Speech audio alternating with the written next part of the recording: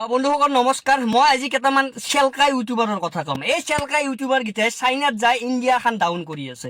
মানে সিহঁতৰ এটাই ডাইলগ যে ইণ্ডিয়াখন চাইনাৰ দৰে হ'ব লাগিলে 100 বছৰ লাগিব। বাংলাদেশীবিলাক যেতিয়ালৈকে অসমত থাকিবি 100 বছৰ নহয় 200 বছৰো লাগিব পাৰে, গম পাইছ? এই কথাবিলাক অকণ চাই চিতি কবি। আৰে ভাই 100 বছৰ লাগুক।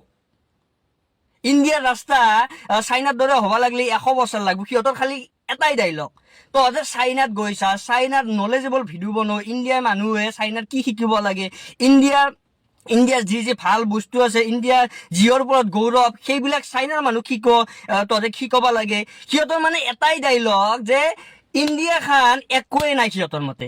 আৰু ইণ্ডিয়াখন যদি একোৱেই নাই তহঁতে চাইনাতে থাক। তই জুবিনদাৰ কথা কোৱাৰ কাৰণে, জুবিন ক্ষেত্ৰৰ কথা কোৱাৰ কাৰণে তোৰ ভিডিঅ'বোৰ মানুহে চাইছিলে, সেইবুলি তোৰ সকলোবোৰ কথা শুদ্ধ হ'ব বুলি তই নাভাবিবি। আৰু ডিম্পু বৰুৱাহঁতে চাইনা দেশখন কিমান আগুৱাই গৈছে সেইবোৰ ভিডিঅ' দেখুৱাই আছে, আৰু তই কি ঘাণ্টাডাল দেখুৱাই আছ? এই চেলকা কেইটাৰ ডাইলগ হ'ল ইণ্ডিয়াখনত সিহঁতৰ মতে একোৱেই নাই। ইণ্ডিয়াৰ মানুহে সিহঁতক ভিউজ দি টকা ইনকাম কৰে। সেই 4টা নে 5টা চেলকা ইউটিউবাৰ গেছি যাই ইণ্ডিয়াত, তাৰপৰা চাইনাত যাই কেনে সিহঁতৰ মাতে এনেকা তাৰমানে ৰিয়েকশ্যন, ডাঙৰ বিল্ডিং দেখা পায়। আৰে চাইনা আমাতকৈ ওপৰত আমি জানো, কাৰণ চাইনাৰ টেকন'লজি আমি ইউজ কৰোঁ, চাইনাৰ মোবাইল আমি ইউজ কৰোঁ, চাইনাৰ এক্সেছাৰিজ ইউজ কৰোঁ, চাইনাৰ কাপোৰ ইউজ কৰোঁ। আমি জানো যে চাইনা আমাতকৈ ওপৰত।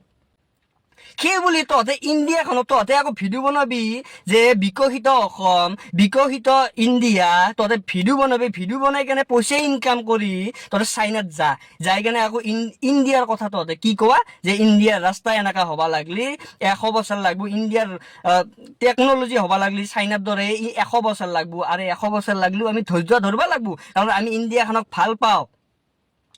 এই চেলকা ইউটিউবাৰ কেইটা ইহঁতৰ লগত এটা বনিয়া গেছি। সেই বনিয়াই কেৱল দোকানৰ প্ৰমোচন কৰে। সেই দোকানত সিহঁতৰ দোকানত গ'লে হিন্দীত কথা পাতিব লাগে। সিহঁতৰ দোকানত গ'লে মানুহৰ ৰেচপন্স নাপায়। মই ডিম্পু বৰুৱাক ছাপোৰ্ট কৰি কথা কোৱা নাই, বা ডিম্পু বৰুৱাক যে ছাপোৰ্ট কৰিছোঁ এইটো কথা নহয়।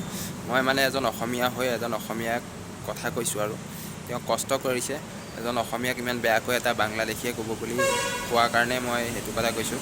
লাষ্টত এটাই কথা ক'ম, জুবিনদাৰ ফটোত যে গুৰিয়াইছিলে এটা বাংলাদেশী কংগ্ৰেছীয়ে, তই সেইটো ভিডিঅ'ত যে একো নক'লি কিয়? ইমান যে কথা কৈ আছ, তই ইমান কথা ফেচবুকত ইমান ডাঙৰ প'ষ্ট দিয়, তই জুবিনদাৰ যে ফটোত যে গুৰিয়া সেই বাংলাদেশীটো তহঁতৰ জাতিৰে, সেইটো কথা একো নক'লি যে কিয়? সেইটোৱে কথা ক'ম।